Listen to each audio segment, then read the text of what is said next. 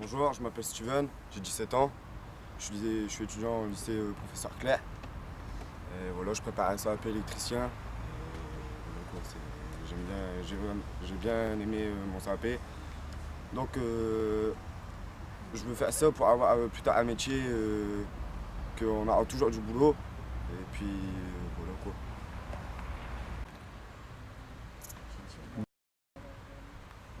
Bonjour, moi c'est Julien, je suis à la recherche d'un emploi, j'ai 17 ans et ce que je recherche comme emploi c'est un CAP en mécanique moto, mais voilà, c'est un peu difficile à trouver.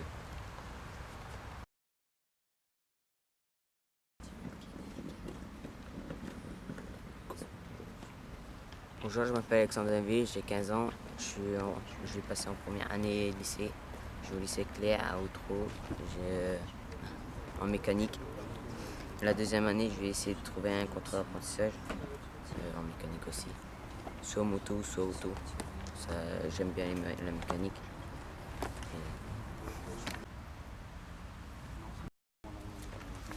Bonjour, je m'appelle Divoire Kelly, j'ai 15 ans. Je suis actuellement classée pour redoubler ma troisième parce que j'ai pas vraiment de but défini. Je cherche encore ce que je veux faire, mais je sais pas vraiment.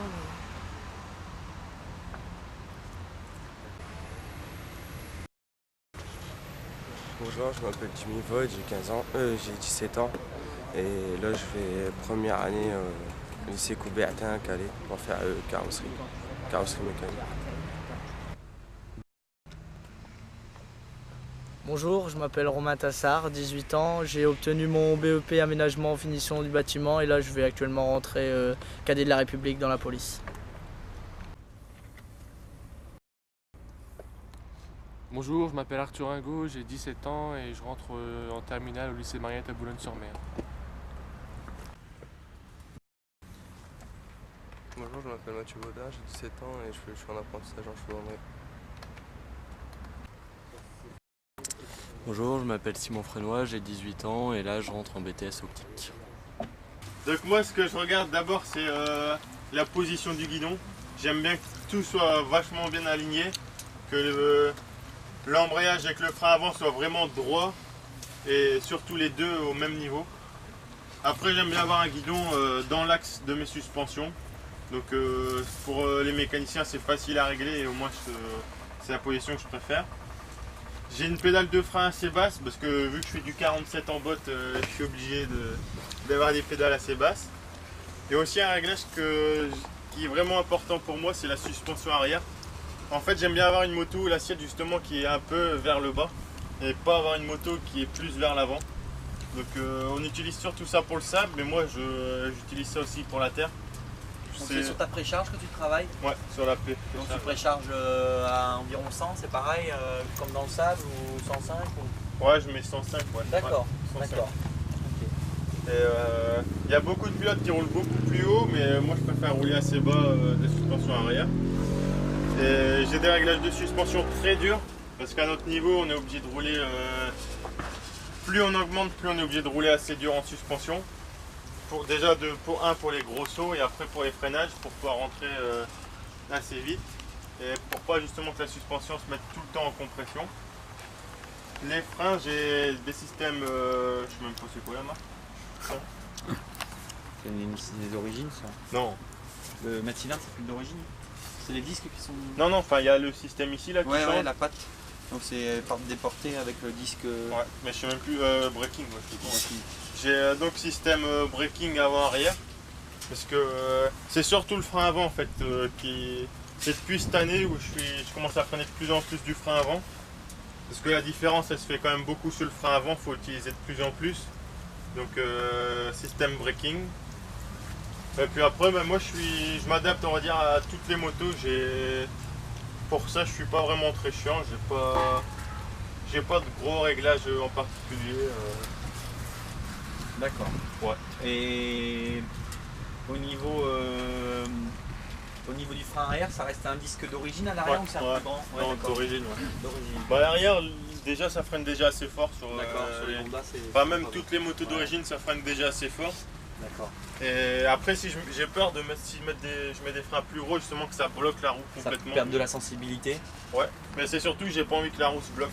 Donc je garde l'origine, ça freine déjà bien et c'est plus l'avant maintenant que je suis obligé de mettre du gros. Ok. Bon, après là c'est ma moto d'entraînement donc il n'y a pas... Pas trop de pièces.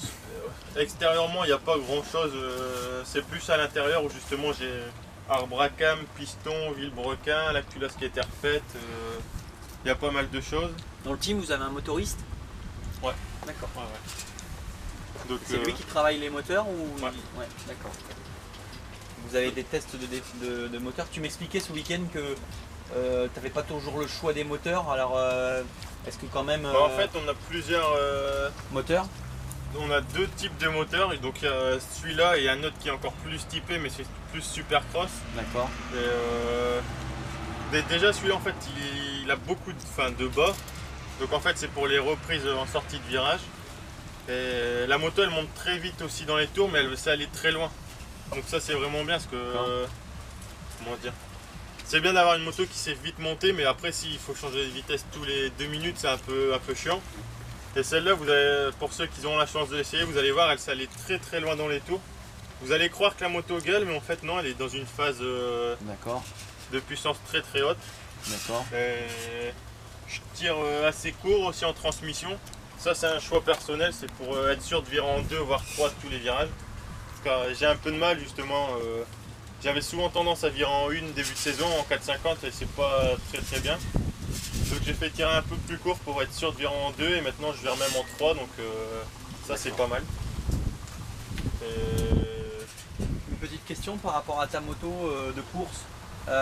Aujourd'hui, tu penses que tu as une des meilleures motos que tu as jamais eues ou tu penses que tu peux... Voilà.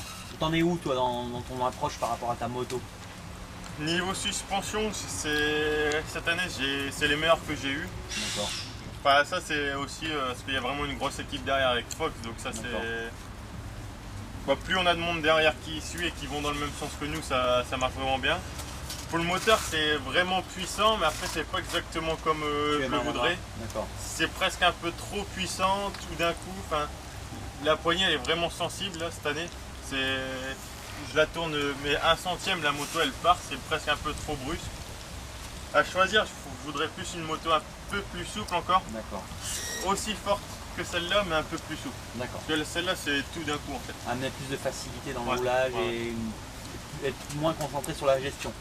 Et ce que j'aime bien, c'est surtout avoir une moto qui a du répondant quand je mets aussi des petits coups de gaz. Parce qu'en mondial, en fait, ça va pas aussi vite que ça. En fait, il faut beaucoup jouer avec les trous.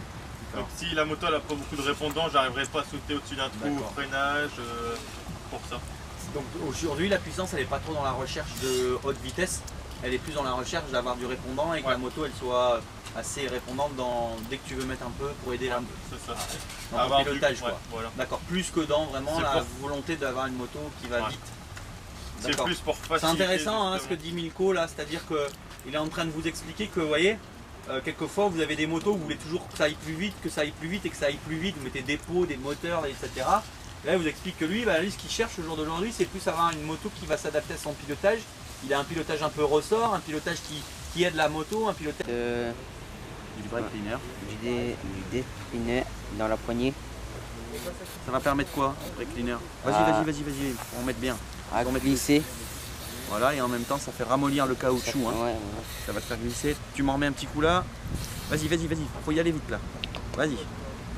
Voilà, encore. Fais glisser. Encore. C'est pas mal. La flèche elle est bien par rapport à ce que tu m'avais dit. Voilà. C'est pas mal. Super. Et maintenant il faut la laisser tranquille. Le fait que ça sèche. Maintenant comme je disais, ton solvant il va sécher. Et en plus ça va un petit peu faire fondre ton caoutchouc et ça va se coller à la... Bon, faut attendre un petit peu quoi, un quart d'heure, 20 minutes. D'accord?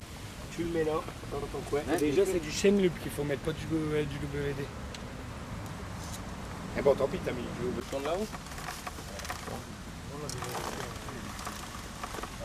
Il faut bien tenir. Mais fortement. Par contre, les grosses ils tiennent ils vont pas se relaxer. Ça c'est pas grave ça. C'est bon hein? Pas en même temps Romain.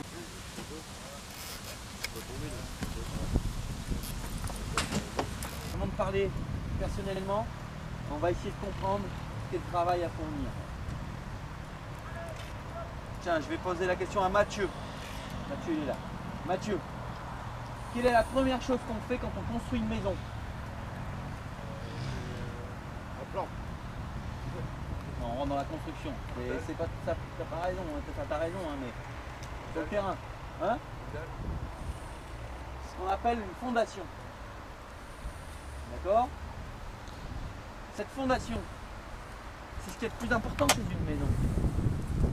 Vous avez beau avoir un toit en bronze, une porte en chêne, des fenêtres en or, si la fondation c'est de la paille, votre maison elle vaut rien.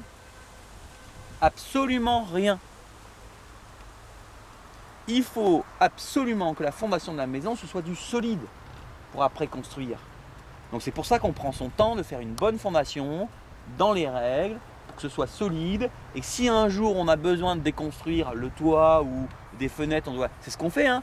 Au bout de 20-30 ans on change les fenêtres, mais jamais la fondation. Et ça c'est important. Le pilotage c'est la même chose, et quand on apprend quelque chose, un métier ou qu'on apprend quoi que ce soit, c'est la même chose. Le plus important c'est de prendre son temps d'assimiler les bases. Je sais que vous avez envie de sauter, je sais que vous avez envie de faire des choses. C'est comme un mécanicien. Si demain vous voulez être mécano en Grand Prix, faut pas croire que vous allez travailler sur la moto de Cairoli au bout de 6 mois. On va d'abord, vous allez commencer à apprendre ce qu'est le métier. Vous allez laver la moto, vous allez pousser, vous allez ramasser le matériel, vous allez ranger le haut-vent, parce que vous allez vous imprégner de tout ça. Et après, tout doucement, on va vous dire, bah tiens, change la roue de Cairoli. Ah,